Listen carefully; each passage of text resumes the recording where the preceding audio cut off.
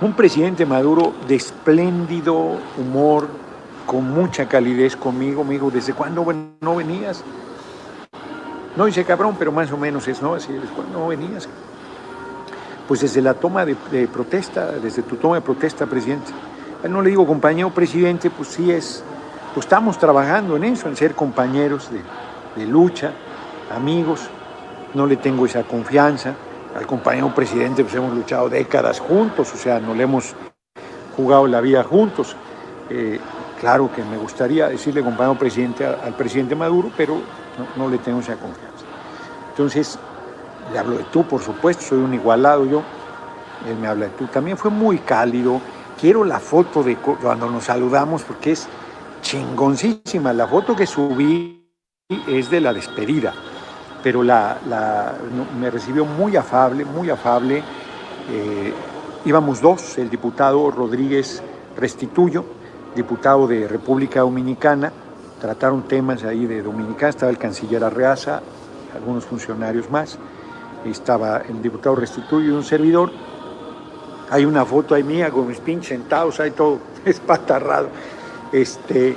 Y hablamos de México. Fíjense qué fuerte. Cuando México expropió el petróleo, que era nuestro, no el petróleo, a las petroleras, que se negaban a acatar el fallo de la Corte, léanse Orígenes del nacionalismo petrolero en México de Lorenzo Meyer. Es un libro extraordinario. Cuando se estuvo discutiendo la reforma energética, contrarreforma, desapareció de las librerías, otra vez ya lo hay. Es un buen recuento histórico de cómo Porfirio Díaz entregó el petróleo a las petroleras extranjeras, luego a finales del siglo XIX, sin que pagaran ni un centavo. Cuando triunfa Madero con la revolución, toma la decisión soberana de que paguen 10 centavos por tonelada de petróleo exportado, cabrón, ni siquiera el que vendían ahí en México y usaban ahí en México, exportado. Eso fue suficiente para que complotara el embajador de México en Estados Unidos y ahí se armara el golpe de Estado que le costó la vida al presidente Madero y al vicepresidente Pino Suárez. Los detuvieron ahí en Palacio Nacional junto con el general Felipe Ángeles. Al general Felipe Ángeles lo salva el hecho de que es militar y entre militares no se asesinan, porque eso fue un asesinato, y a un costado, ni siquiera en las puertas de Lecumberri, ahí los bajan y ahí matan al vicepresidente Pino Suárez, José María Pino Suárez, y al presidente Madero, Francisco y Madero, por los 10 centavos de tonelada de petróleo exportado que pagaran de impuestos. Triunfa la revolución, el 17 se hace el constituyente y el artículo 27 recupera para los mexicanos la riqueza del subsuelo, agua, minerales, petróleo. Bueno, de 1917 a 1938, 21 años, fue letra muerta. El petróleo seguía en manos de las empresas extranjeras que hacían despojo y medio, contaminación, mataban familias, las dividían, las enemistaban, no daban nada, no pagaban impuestos. Y cuando el general Cárdenas, que había vivido esas cosas porque fue jefe de zona militar en zonas petroleras, y el general Mújica, pues están al frente de la responsabilidad del país, se arman los sindicatos, se arma todo el proceso de organización del pueblo en sindicatos, la CTM, Sindicato Petrolero, por supuesto, las organizaciones campesinas, todo ese proceso muy importante. Y en ese proceso los trabajadores petroleros, trabajadoras piden un aumento de salario. Y las empresas petroleras dicen que es una barbaridad, que no ganan ni para esos salarios, que quebrarían y ni madre. Y entonces se van a huelga los trabajadores petroleros. Panther, gracias por tu cooperación. Dije que no me iba a interrumpir, pero bueno. Entonces, la verdad es que el general presidente, el general Cárdenas, les pide que permitan al gobierno mediar. El gobierno hace una investigación, son como 200 cuartillas de una comisión que formó Buenrostro, que formó Jesús Silva Herzog, abuelo, el grande, tiene un libro extraordinario que se llama Una vida en la vida de México. Jesús Silva Herzog, era casi ciego el cabrón, era un lector voraz, un tipo extraordinario, una cultura extraordinaria. Y hay un tercero que siempre se me olvida, que hacen ese informe, que es una requisitoria de todas las chingaderas de las petroleras extranjeras en contra de nuestro pueblo. Y entonces la Corte finalmente determina que sí procede el aumento de salario y las petroleras les vale madre y no acatan nada menos que la resolución del máximo Tribunal de Justicia de México. Y entonces el presidente Lázaro Cárdenas decide expropiar. Cuando se enteran que va a expropiar, entonces habían sido insolentes con el presidente Cárdenas, lo habían tratado como si fuera un empleado, cabrón. ¿Cómo que quién se creía que era? Pues era el presidente de la República, cabrón, y estos arrogantes, prepotentes de las transnacionales petroleras. Hago un paréntesis, hay mucha gente ignorante que dice que México está subordinado a Estados Unidos por el Tratado de Bucareli. Es de una ignorancia monstruosa. El Tratado de Bucareli se firma bajo el gobierno de Álvaro Obregón para reconocer que la Constitución no puede ser retroactiva. Muchas gracias a Gregorio Hernández. Ya me tomé la foto, Gregorio, andas atrasado de noticias, cabrón, métete a mi Twitter, ahí están las fotos con el presidente Maduro. Y entonces Obregón, como no lo reconocían, en 1923 firma los tratados de Bucareli que dicen que la Constitución de 1907 no es retroactiva porque ya les habían, era de las empresas extranjeras. Luego Plutarco Elías Calles obligó a la Corte a que determinara una resolución de que la Constitución no era retroactiva. Fíjense qué fuerte, muchas gracias a Jo Alcántara. Entonces cuando llega el general Lázaro Cárdenas a la presidencia, pues va avanzando hasta que en 18 de marzo, un día antes de mi cumpleaños, expropia. Antes de expropiar ya está preparado el discurso que hizo el general Mújica y llegan las petroleras y dicen, no, sí podemos pagar el aumento del salario. Entonces yo creo que el general Lázaro Cárdenas les cantó la de llegaste tarde en el ocaso de mi vida triste y expropió. Yo tengo en un acetato el discurso que dio para la radio, no existía la televisión, el general Lázaro Cárdenas anunciando. El pueblo de México se volcó a apoyar, está imágenes en Bellas Artes donde la gente llega con el poquito dinero que tiene, con una gallina, con un guajolote, con algo, a dar dinero para la indemnización de las empresas petroleras, porque además no se les robó nada, se les pagó hasta el último centavo. Y muy bien, por cierto. Entonces, ¿por qué cuento todo esto? Porque cuando se expropia, las primeras exportaciones de petróleo que hacíamos, nos incautaban los barcos, nos bloquearon económicamente, decían que les habíamos robado el petróleo, nos atracaban. Una cosa, Soledad López, muchas gracias. Sí, voy a comentar la grave crisis, casi guerra civil en Estados Unidos, tratando de impedir que tome protesta Biden. Están en una crisis severísima. Les dije que la crisis de Estados Unidos era de proporciones incalculables y pensaron que no había problema, que no iba a pasar nada, y ahí va, desde que le hicieron fraude a Al Gore, un sistema electoral, permítanme la digresión, voy a volver al tema, un sistema electoral absolutamente anacrónico, una antiguaya, indirecto. Bueno, es la hora que no acaban de saber quién tiene mayoría en el Senado, porque Georgia está a revisión, una crisis política de dimensiones incalculables. Entonces vuelvo al tema y muchísimas gracias a Barracuda, como siempre, por su generosidad. Nos robaban el petróleo, nos lo incautaban. Me estaban comentando que Venezuela tiene 2.000 millones de dólares que le han robado, incautado según, ¿a cuenta de qué?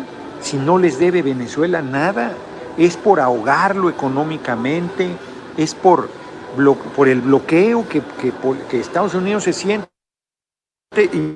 Imagínate, democracia, o dicho de otra manera, él decide quién gobierna el país, porque si no le gusta lo tira, como lo hizo con Salvador Allende en Chile, o como lo hizo en Dominicana, diputado Rodríguez Restituyó, con el que fui a reunirme con el presidente Maduro, Dominicana tiene por lo menos 2 intervenciones militares en el siglo XX para desconocer a sus presidentes. Todavía estaba yo en la universidad y en Granada intervinieron militarmente, a Nicaragua, a Panamá, cabrón, a Panamá. No, bueno, a México todavía durante el gobierno usurpador de Victoriano Huerta y la jefatura de Venustiano Carranza, 1914, si mal no recuerdo, fue la última intervención militar de Estados Unidos, y les recuerdo que en 1846 nos robaron el 60% del territorio en una guerra ilegal, injusta, brutal. Entonces, Estados Unidos está en una situación del redemonio, en una crisis severísima, y resulta que le han robado $2,000 millones a Venezuela, y no le han permitido, todo esto para llegar a esto, no le han permitido en 13 meses vender un barril de su petróleo a Venezuela. El bloqueo económico, Venezuela, la República Bolivariana, el gobierno que encabeza Nicolás Maduro no puede vender un barril de su petróleo, no puede, porque está bloqueado, porque incautan los barcos de bandera venezolana, y si son de otro país y se enteran, le hablan al capitán y le dicen: tenemos localizadas tus cuentas bancarias, las de tu familia, las vamos a incautar en este momento si tú entregas ese petróleo, y el barco se regresa. Un barril de su petróleo Venezuela no ha podido vender en 13 meses, porque Estados Unidos quiere robarle el petróleo a Venezuela. Pueden invertir hasta el 49% en PDVSA y en los proyectos petroleros venezolanos, y lo quieren, como decía mi abuela, lo quieren dado y arrempujado. O sea, roban, y que además tú le digas: muchas gracias por robarme. No, hombre, no quiere algo más, no quiere a mi mujer, no quiere a mis hijos, a mis hijas. ¿Qué quiere usted? Dígame. No quiere a mi marido. Dígame usted qué quiere. Son chingaderas. Que a un país soberano le hagas un ataque de esa magnitud, le hagas una afrenta de ese tamaño, sometas a su población a un sufrimiento de ese pelo, porque además, imagínate, si no puedes vender un barril de petróleo, la gravedad de la carencia de recursos que tienes, y luego el bloqueo implica que si yo quiero comprar arroz, tampoco lo puedo comprar directo, cabrón, tengo que pedirle a alguien a escondidas que me lo compre para que me lo traiga, y por supuesto me lo vende pues mucho más caro. Todo me cuesta más caro.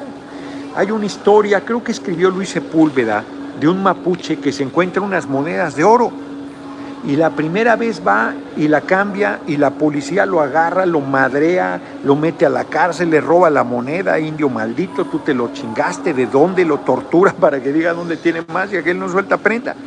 Y después llama a alguien y le dice: mira, necesito tanto frijol, tanto arroz, tantos cueros, tales instrumentos de labranza, y lo que sobra te lo quedas. Y manda a otra persona que no sea indígena a comprarle las cosas para que se las traiga. Así cada año va gastando una de sus monedas de oro.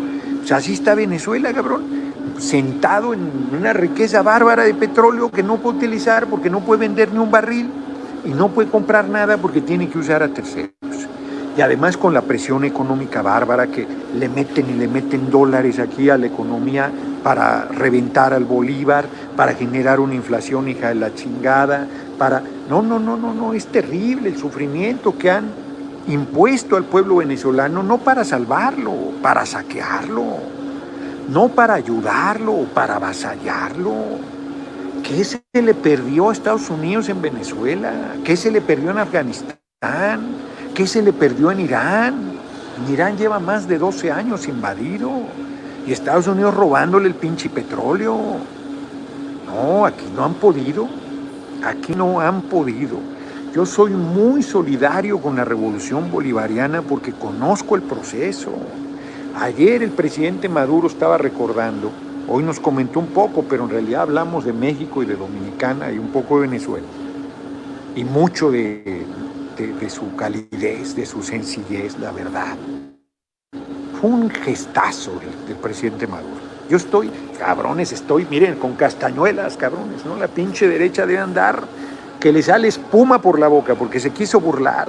Plantó a la Asamblea Nacional, pueden más sus prejuicios, ¿qué más le daba? Y anden mamones, porque además respetándonos ambos. El presidente Maduro con el cubrebocas porque es una política que él impulsa y es consecuente al usarlo, y yo sin cubrebocas porque mi posición también es pública y yo entiendo la suya y él entiende la mía y nos estimamos y nos respetamos y nos tratamos con la consideración adecuada, porque no nos hacemos bolas sabiendo que lo de fondo es defender a la revolución bolivariana y defender a la revolución sin violencia que es la 4T en México. Claro, pues eso es lo fundamental, la hermandad de la patria grande, los lazos, la unión, el apoyo mutuo, por supuesto. No el apoyo ese faccioso que creen, no, el servir a nuestros pueblos, el lograr que nuestra raíz se vaya más profunda, sea más poderosa y nuestros pueblos desarrollen sus potenciales y nadie sufra por carencias económicas.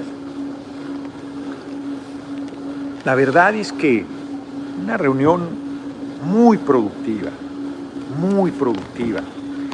Estaba el canciller Arreaza, estaba, había algunos funcionarios más ahí.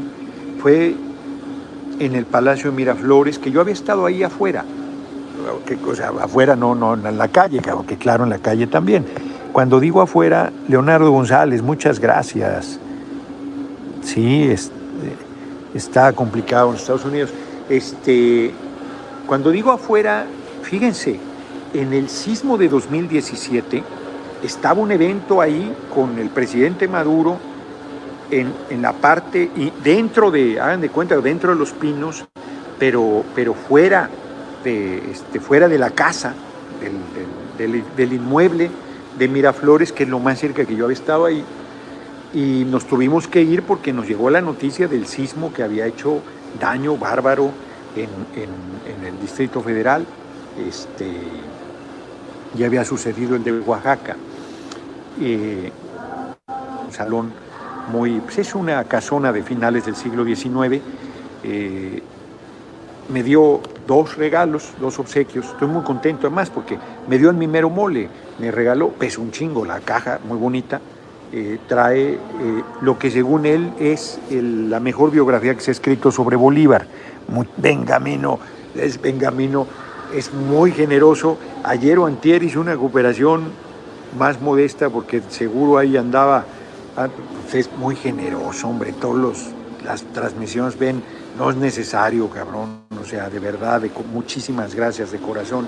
Entonces me regaló esa biografía, no recuerdo ahorita el autor, mañana les presumo el autor. Es más, traigo el libro, porque les quiero leer algo del libro estoy leyendo, el de Los colores del incendio, para que se den una idea sobre el tema de la interrupción legal del embarazo, qué tan modernos son en sus argumentos, los que se oponen. Entonces me regaló una caja muy bonita en la biografía, también al diputado Rodríguez Restituyo, y me caja 2 kilos de cubrebocas, cabrones, les voy a regalar para que ustedes que lo usan. No es cierto, me regaló productos venezolanos. Pesa un chingo, y además no cabe en mi maleta, no sé cómo chingados le voy a hacer, mano, voy a tener que sacar los calzones sucios que traigo, me los voy a llevar afuera, cabrón, y voy a meter en la pinche maleta las 2 cajas, porque no sé cómo, si no, cómo me las voy a llevar.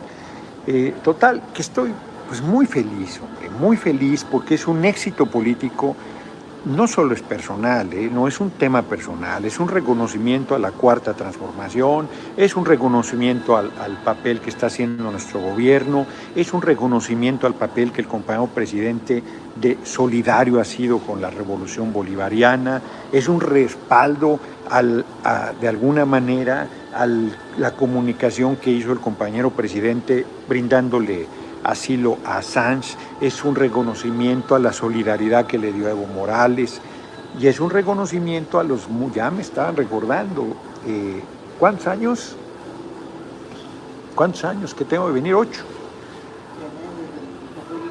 8 años de venir, voy para 9 años de venir a Venezuela, desde que estaba primero el comandante Chávez y ahora el presidente Maduro, a ser solidario con la revolución bolivariana, a participar en encuentros, a documentarme, a aprender unidades, trabajo. Fíjense, les comparto, el presidente Maduro me dijo ahí, y yo creo que tiene razón, que nosotros tenemos que construir un partido político que organice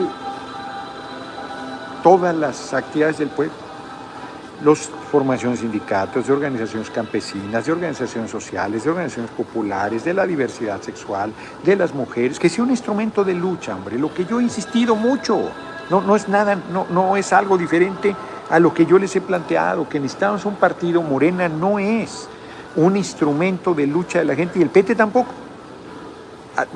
Los dos, o uno de los dos, debe convertirse, el PRD lo fue.